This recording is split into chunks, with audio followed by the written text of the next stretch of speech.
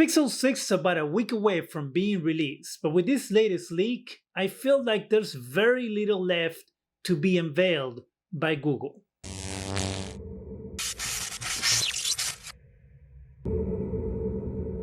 Hi, welcome to Zgadgetreview. The Pixel 6 is a phone that has more leaks than the Titanic. I guess that will be true if the Titanic actually had various leaks. But as we know, the Titanic crashed into and getting back to the Pixel 6 leaks, we have had a lot of information on the Pixel 6. And we are getting closer to an actual release of the phone. There is still information that we don't have, except now there's this huge leak that happened a couple of days ago that gives us pretty much all the information that we didn't have before, plus confirming some information that we have had before that I have actually reported on this channel. So if you don't want to have anything spoiled for you, if you're looking forward to the October 19th event and you want to wait to have all the information revealed to you on that event, which is next Tuesday if I'm not mistaken, then I will recommend you to skip towards the end of this video where I'll give you my take on everything that has leaked. I will put the timestamp in the description section so you can skip to that if you want to.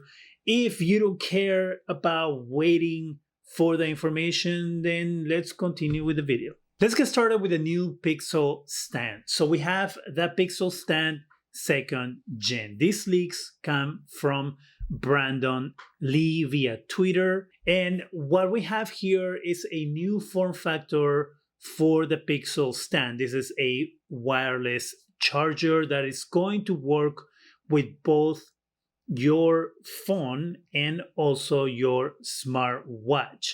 I'm a little curious on how you can fit a smartwatch there. I mean, technically, based on the design, which I will show you in a minute, I'm not sure how you will be able to do both at the same time. I'm assuming that they are figuring that you will charge one at a time, which seems counterproducing in my opinion, because as we know, smartwatches are notorious for not holding charge for over 24 hours, meaning that most people charge their phone either while they're sleeping, if they don't sleep with the watch, or I guess when they're taking a shower. So if you are the person who charges their watch while you sleep and your phone while you sleep and you have one of these stands, I'm wondering how you will charge both at the same time. In that case, then you will need two chargers, one for your phone and one for the watch, which will kind of defeat the purpose of this all-in-one charger. But I guess this is something that we'll find out when the event occurs. But let's go over really quickly what this Pixel stand 2nd gen looks like. So we have a dual coil with dedicated coil wearables, fast wireless charging up to 23 watts, active cooling fan, and this is going to be made with approximately 54% post-consumer recycled materials projected. So if this is an official Google document, I don't know why they wouldn't know if it's 54% recycled materials. If it's not, then it makes sense that they're doing a guesstimate of what percentage of recycled materials are being used. It looks like this is going to retail for $79. And then here we have what the dock is going to look like. I have no words, as you can tell, to describe what this looks like. I don't like the way it looks. I'm going to say that right out. It looks chubby and round, and I don't know, it just doesn't look appealing. What I really like about the 1st gen charger or stand, Pixel stand, was that it was really skinny and inconspicuous. This kind of looks like an odd alarm clock. I feel like you should have a light in the back so you can use it as a lamp as well. I don't know, the form factor isn't very appealing to me. And then here we have another image that shows us a little more of a breakdown on the device. So we have the design is made with approximately 39% recycled materials based on product weight. So again, I don't think that these are Google documents, because here is the information is different than the other image. In the other image, it said approximately 54% recycled materials. This one says approximately 39%. Again, this is some information we're going to have to wait for October 19th. Then we have obviously a port. It's going to be a USB-C port. Then this is where the dual coil stand comes in place. So we have one coil, which is the top one for smartphones, and another for wearable, optimized for Pixel and Pixel Buds, up to 23 watt output, Qi compatible. And then we have the active cooling fan optimized for Pixel automatic manual mode. So if you see the little opening there at the bottom of the device, that's where the hot air from the fan will come out. My other question will be, how loud is that fan? Because if it's cooling, also depends on how hot the device gets. If we have a cooling fan there and the thing is sitting next to you while you're sleeping, if it gets too loud, that is going to be very inconvenient to use. And if you are perceptible to noises, especially when you sleep, if you're a light sleeper and gets woken up by any small amount of noise, then this device is going to suck for you. Dimensions and weight, we have the length at 3.2 inches, the width at 2.8 inches, the height at 4.5 inches, and it's going to weigh 13.5 ounces. The color is going to be called Rock Candy and Fog. That's the information that we have for this upcoming $79 Pixel Stand 2nd Gen. Now, another leak that we have here from Brandon Lee seems to be something that is going to be called Pixel Pass. And the Pixel Pass, technically what it does is it gives you a phone, including all of Google's services. It will include YouTube Premium or YouTube Music. So I guess you get to choose which one you want. Google One, Play Pass, and Google Fi. So Pixel Pass, of course, is going to be tied to a Google Fi account. So in order to do that, you're going to, of course, have to get a Pixel device. What is noticeable on this image is that in the services, it doesn't include Stadia.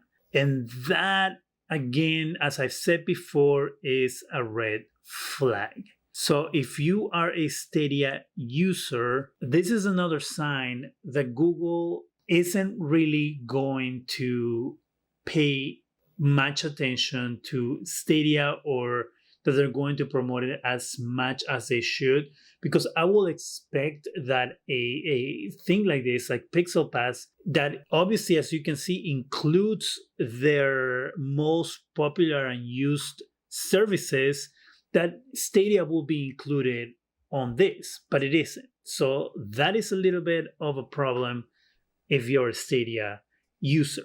Of course, we will have more information on this once the event happens. But this is a great way to get people to sign up for Google Fi, which is actually a service that I personally use, tie that service to their Pixel phone. So it is a smart choice by Google to do this and to, get people to use their own wireless service. All right, now let's move on to all the leaks for the Pixel 6. So this is information that actually seems to come directly from what we're going to get at Google's presentation on October 19th. So these are pretty much all the final specs for the device, allegedly, because again, this is a rumor. We have a front-facing camera at 8 megapixels on the Pixel 6 vanilla. The Pixel 6 Pro is going to have an 11 megapixel front-facing camera. It's going to support the new OS, which is Android 12. Of course, it's going to have that custom processor, which is going to be that Tensor processor. We've known about this for a while. Safety and security communication is going to be handled by the next-gen Titan M2 security chip. So this is the chip that comes in every device that is supposed to protect you from hacks and your information being stolen and all those things. Security hub, camera and mic toggles. This is something that is part of Android 12, as I've shown in videos before. I will link those videos in the description section. And that is something that you can go ahead and toggle off your camera or your microphone if you don't want to have them to be used. Then we have what the cameras on the back of the device are going to look like. And that is a new camera system is going to be 50 megapixels wide, 12 megapixel ultra wide on the regular vanilla Pixel 6. Then we have on the Pixel 6 Pro, we have the 48 megapixel telephoto camera with 4x zoom. It is also going to have a 50 megapixel wide camera, 12 megapixel ultra wide camera. Then we have the device is going to support up to 120 hertz refresh rates. The 11.1 megapixel ultra wide camera is also going to support 4K. Now, in other leaks, we've heard that the camera is going to support new features that are going to be exclusive to the Pixel devices. And these are the blur faces. The blur face is technically what is going to allow you to do is going to allow you to deblur the face and make it sharper. So this image shows you what the face will look like if it's blurred, and then if you use a deblur feature, what it will look like there. Then we have Magic Eraser, and Magic Eraser will allow you to delete anything that's in the background that you don't want to have in the background. So in this example, as you can see, we have a couple taking a picture and there's two people talking in the background. If you look on the other image, those people in the background are gone. How is this going to work? Of course, we're going to have to wait until October 19th to find out.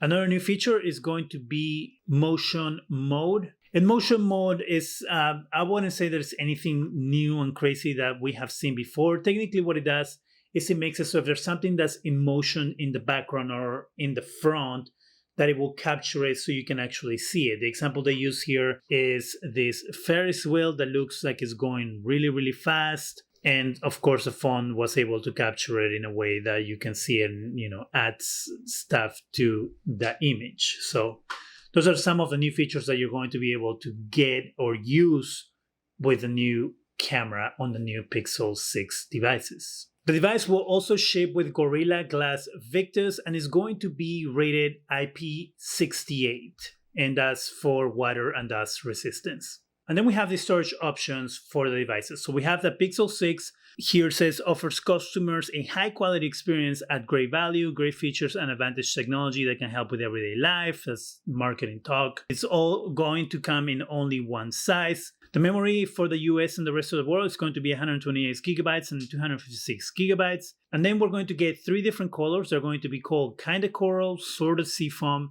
and Stormy Black. Then we have a connectivity, of course, is going to be 6G for sub-6 and millimeter wave. We have these cutesy color names because I guess that's what people like, but it sounds like a mouthful, like Kinda Coral, Sort of Seafoam. Like, just can we make colors just one word?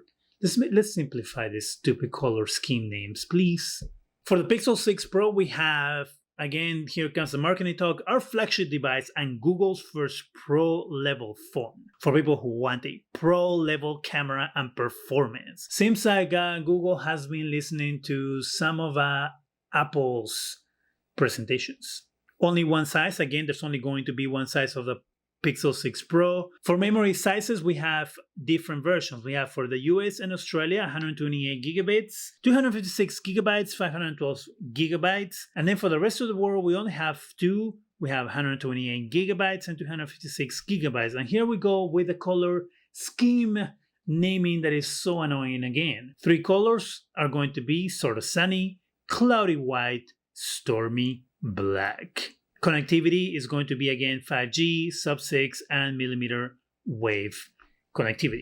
So that's all the information that we have on everything that we are supposed to see on October 19th's announcement. It looks like the phone is going to support up to 120 hertz refresh rates, but it can go down all the way to 10 hertz refresh rates, kind of what Apple is doing with the iPhone 13, which again, in my opinion, is really annoying because I would love to see 120 hertz refresh rates all the time. That device from Razer, the Razer Phone 2, right? That was the name, that I actually owned. I could do 120 hertz all the time, no matter what. So the fact that these devices that are coming out years later now are not giving us that option is kind of annoying. And again, I understand they're trying to save on battery and but guess what? I am purchasing the device. I want to be able to do what I want to do with this device. If I want to drain the battery in 5 minutes, let me drain the battery in 5 minutes. I should have that option. Again, as I said earlier, I don't think that that new Pixel stand looks as sleek and cool as it could otherwise look. I don't know. I'm expecting something that looks nicer. There are nicer wireless chargers out there. And Pixel Pass seems like a very good option for someone who is looking for an affordable package where they don't have to be paying, separate monthly fees for separate services. And take it from me, Google Fi is a great service. I haven't had any issues. And if you don't use a lot of data, it's very affordable. If you use your phone mostly on Wi-Fi, you are most likely are never gonna go over the allotted amount of data that you are given. And if you can get a phone out of it, and the price is right, this could be a very good option for people who want to switch from, let's say, Apple to Android and, jump with everything into the Google ecosystem or Android ecosystem. No, it's a Google ecosystem. At the same time, this is also a way for Google to get people into their ecosystem, just like Apple has been doing for years now. So again, as a reminder, I will be doing a stream on the 19th for Google's event. Make sure you subscribe to the channel for that. Make sure you're here for that. I will be posting information on when the stream starts and all that very soon. But tell me, what do you think about the new Pixel stand? What do you think about Pixel Pass? What do you think about all the information that we have pretty much now confirmed on the Pixel 6 and Pixel 6 Pro? Give me your thoughts. Your comments are always nice to read. That's it for me. Go ahead and subscribe. Again, I don't know, I already said that, but that's how I end my videos. Make sure you give us a thumbs up. It really helps the channel. Go ahead and hit that bell so you can be alerted every time we have new videos. And thank you very much for watching.